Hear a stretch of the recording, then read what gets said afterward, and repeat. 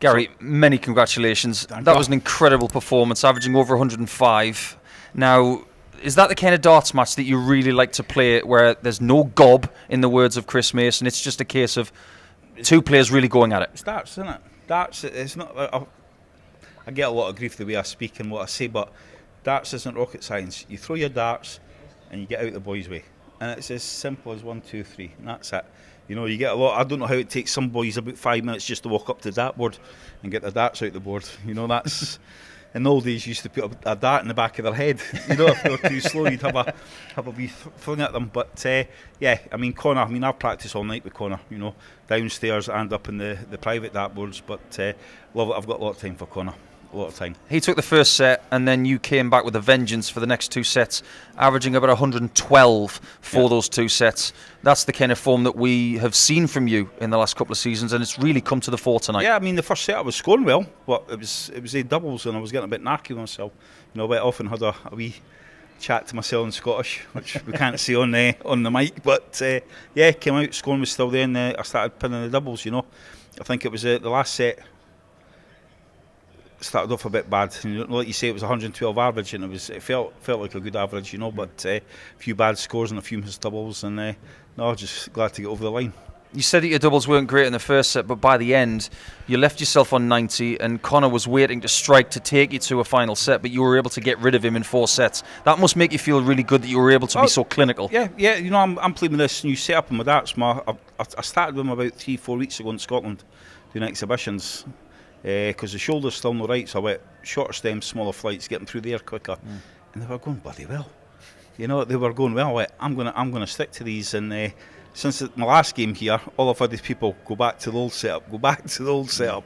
I went, no, I'm gonna stick with them. You know, tonight in the practice they were going well, and they've went well up on stage. You know, so they're working. Yeah, I was sitting with Chris Mason in commentary, and we looked at your first 2 visits, and we just looked at each other as if to say, oh, now they're starting to go in a bit straighter and a bit more powerful. We're getting a wee bit more kicked up, yeah. Absolutely. And when the 180s were flowing, right? Yeah, I know myself, I know when I throw, that's low.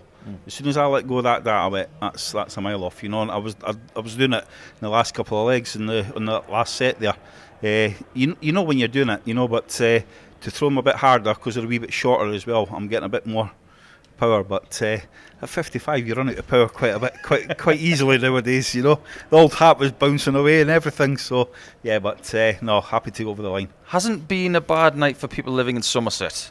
So Justin Hood comes through and gives you an extra 20-30 minutes in the practice room. Yeah, Justin, I tell you what, you'll never meet a nicer bloke. He loves everything. The whole universe is just a really happy, lovely kid. Well, he is a kid to me, you know, but he's just so nice. And I tell you what, people don't actually know about him yet, but keep watching this boy, because he's something else as well. He's looking for shareholders in this Chinese restaurant he wants. I don't know if you're interested.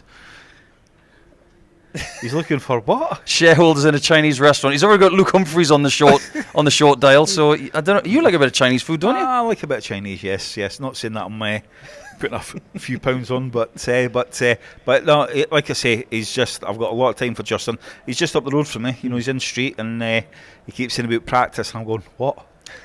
What was that word that you said now? But you know, get him down, and hopefully Ryan next year, and we'll maybe start putting a good bit of work in, and before we finish, just have one good crack at it. Last thing from us, you've got Jermaine Watermina next.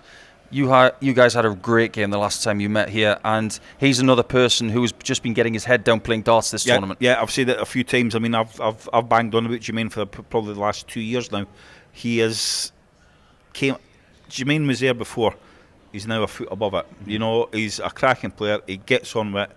He throws fast, and honestly, he's came on leaps and bounds over the last 18, 24 months, and he's just fantastic, you know. So yeah, like I say, fast player.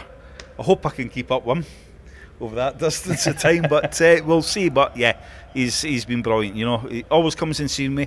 If I'm walking past him, I always make time to go and see Jermaine, because he's a good lad as well. We look forward to seeing you after Christmas, Gary. All the very best. Thank you. Best wishes. Bah humbug.